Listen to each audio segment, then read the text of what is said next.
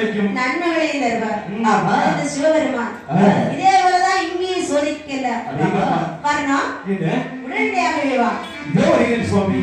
நீ என்ன செய்ய வேண்டும் தெரியுமா? சுவாமி என்ன செய்ய வேண்டும் சுவாமி? இந்த சிறு தொண்டன் ஆனவள் என்னை நினைத்து தான தர்மங்களை செய்து வருகின்றான்.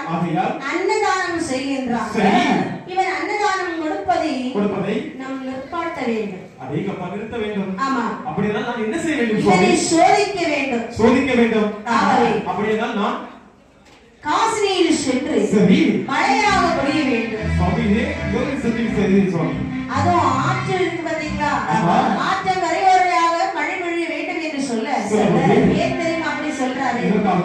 அந்த சிறுதொண்ட பக்தரின் வீட்டுக்கு வர வேண்டுமே. ஆனால் பக்தர்கள் ஆற்றை கடந்தால் தான் சிறுதொண்ட பக்தரின் வீட்டுக்கு வர முடியும்.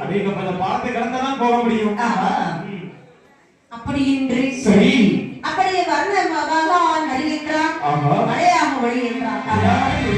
மழையாக ஒழியக்கூடிய நேரம் ஆற்றிலே காட்டாற்று பெருவெள்ளமானது ஒங்கி வருகின்றது. இங்கே நிற்பவருக்கு அங்க போக முடியாது, அங்க நிற்பவருக்கு இங்க வர முடியாது. அப்படி என்று மனதிற்குள்ளே நினைத்துக் கொண்டு இருக்கக்கூடிய நேரம் அதாவது சிறுவந்த பக்தனாக நினைக்கிறார். இப்போ என்ன பெரிய மழை, வரலாறு காண முடியாத மழை பெய்யாத மழை. அண்ணன் வேற சமைச்சு வச்சிருக்கோம், 1000 பேருக்கும் சாப்பிட முடியாது கூட ஒருத்தர் வர முடியாம அது மழை.